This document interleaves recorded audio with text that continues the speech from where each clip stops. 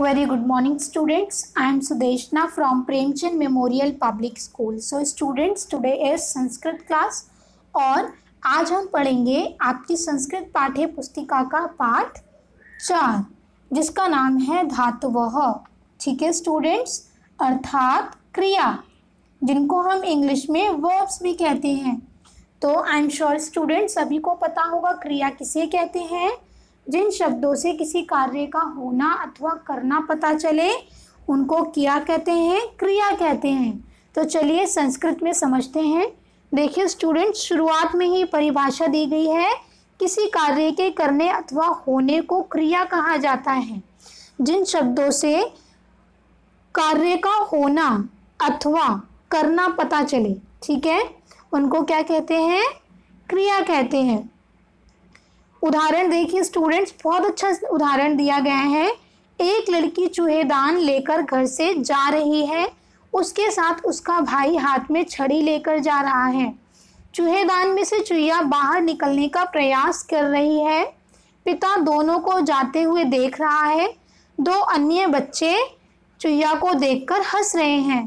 तो स्टूडेंट्स, यहाँ पर जाना, लेना, निकलना, प्रयास करना, देखना और हंसना, ये सभी क्या हैं, क्रियाएं हैं, क्योंकि इन शब्दों से पता चल रहा है किसी भी कार्य का होना। ठीक है, संस्कृत में इन क्रियाओं के मूल पद को धातु कहते हैं।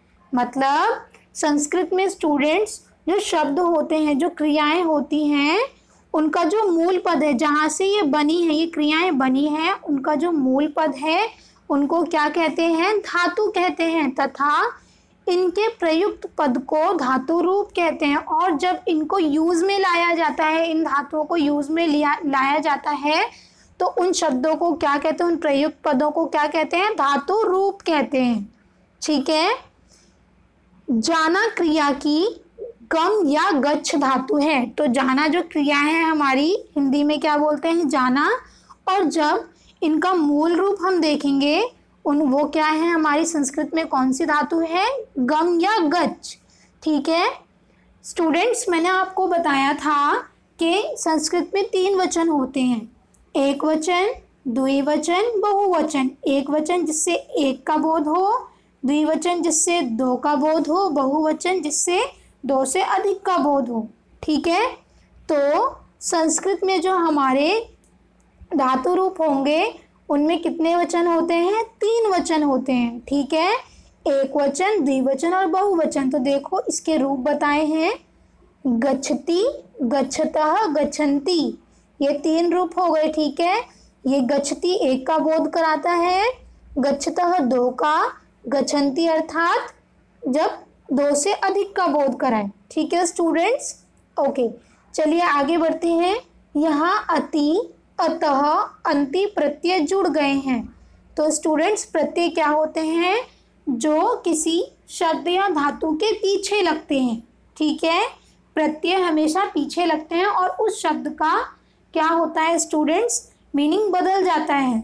ठीक है, तो ये देखिए यहाँ पर गच्छ का अर्थ क्या है, सिर्फ जाना। ठीक है, अब हमें ये नहीं पता कि एक इंसान जाता है या 2 जाता है या बहुत सारे जाते हैं। ठीक है, मगर जब हम इसके पीछे कौन सा प्रत्यय जोड़ रहे हैं, अति, तो इसका अर्थ हुआ कि एक के जाने की बात हो रही है। ठीक है, एक किसी भी एक इंसान या कोई भी एक ऐसा जीव या जंतु है जो जाता है। ठीक है, उसकी बात हो रही है, एक की बात हो रही है।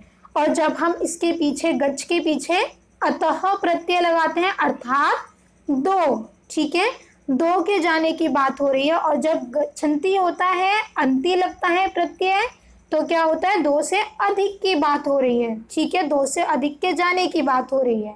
ठीक है स्टूडेंट्स, आगे कुछ धातुओं के लट लकार वर्तमान में प्रथम पुरुष के रूप दिए जा रहे हैं।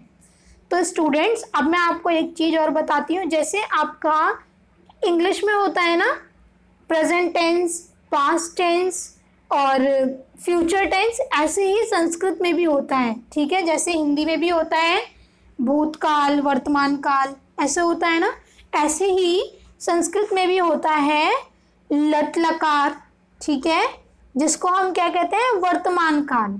ठीक है स्टूडेंट्स, तो इसके और भी 2 काल होते हैं स्टूडेंट्स, ठीक है, मगर इन 3 कालों के अलावा संस्कृत में एक और चीज़ पढ़ाई जाती है स्टूडेंट्स।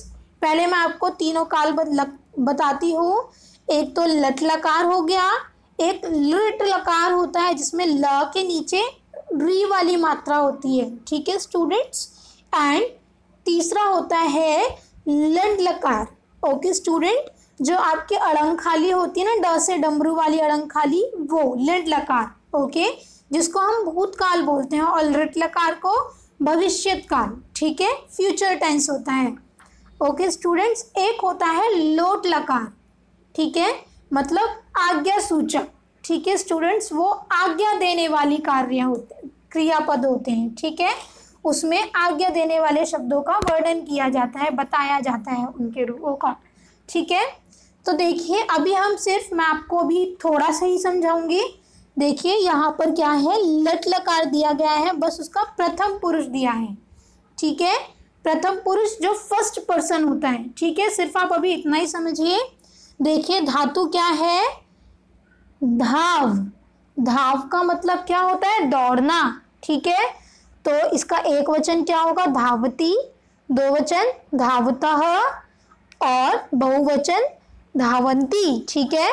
देखो धावती 1 के लिए यूज किया है, धावतः 2 के लिए, और धावंती 2 से अधिक के लिए, ठीक है।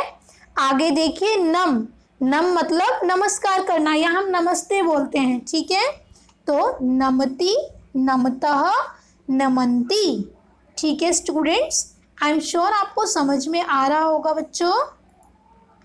देखिए यहाँ पर कुछ और दिए हैं धातु रूप, इनको ध्यान से पढ़िए। गच्छति, गच्छतः, गच्छन्ति, और इनका मूल रूप क्या है, धातु रूप क्या, धातु क्या है, गम, ठीक है, जिनको हम गच्छ भी बोलते हैं, ठीक है स्टूडेंट्स।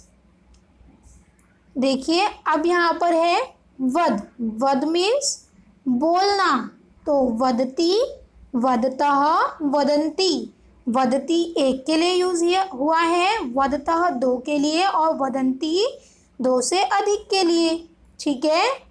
अब देखिए यहाँ पर आगे है दृश्य, धातु क्या है इनकी, दृश्य है इस शब्द की, ठीक है, और इसको पश्चे भी बोलते हैं, जिसका अर्थ होता है देखना, तो इसके रूप क्या होंगे, पश्यति, पश्यतः, पश्यन्ति, ठीक है स्टूडेंट्स। ये कभी चेंज नहीं होते हैं, ये ऐसे ही रहते हैं जब हम धातु रूप लिखते हैं, ठीक है।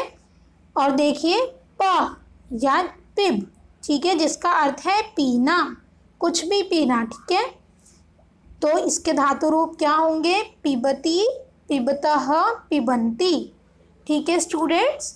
आज के लिए सिर्फ इतना ही, जो आगे बचा है वो हम आगे वाली कक्षा में देखेंगे, जब मैं आगे क्लास कराऊंगी। तो आप अपने पाठ को ध्यानपूर्वक पढ़ो बच्चों, और फिर आप अपने अधिन्यास को ध्यान से पढ़िए और अपने अधिन्यास को ध्यानपूर्वक कीजिए, और अगर आपको कोई भी कठिनाई आती है तो आप मुझसे पूछ सकते हैं, ठीक है बच्चों। बाय बाय, धन्यवाद बच्चों।